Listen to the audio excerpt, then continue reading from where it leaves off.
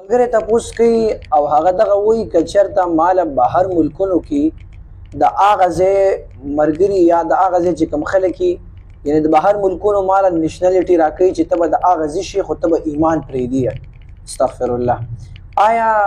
زه ورسره دا لیکل کولی شم یعنی په زړه کې خو به مې ایمان وي خو په لیکلو به ورته دا ولیکم چې نعوذ بالله زه عیسایي شوم یا یهودي شوم یا غیر مذهبه شوم دا زما دپاره څنګه دي محترمو مسله ډېره اهمه ده ضروري ده ځکه د ایمان مسله ده ضروري وګڼئ چې شیر کوي لازما هغه څومره بهر ملکونو کې چې ملګري اوسېږي هغې دپاره خو ډېره ضروري ده او تاسو مورې زیات نه زیات شیر کوئ د ایمان مسله ده که یو ملګری بهر ملک کې اوسېږي د هغه ځای نیشنلټي ورکوي ولا هغه حکومت خدای به کافر کېږي دا شرط به سره ولګوي او دی وایي زه په زړه کې ایمان لرم نو دا خو منافقت شو چې په زړه کې ایمان لري او په خوله منافق کېږم او په لیکلو وایي چې زه عیسایي شوم نه یا چې کوم دی یهودي شوم نعوذ بالله من ذلک دا مسله واورئ ورسوئ که چا ولیکل چې زه یهودي شوم یا نسواري شوم دی چې کوم دی کافر شو که نکاح کړي وي ښځه پرې طلاقه شو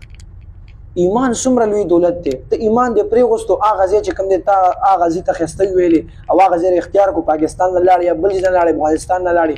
او هغه چې کوم دی پوخ دیره شوي بچي هر سړی بوتلل او تا ایمان پرېغوستو ایمان مه چیلنج کوي والله دا خو موږ چیلنج ورکوو الله نه نعوذ بالله اللهم دنیا نه بین نعوذ بالله کافران بوځي استغفر الله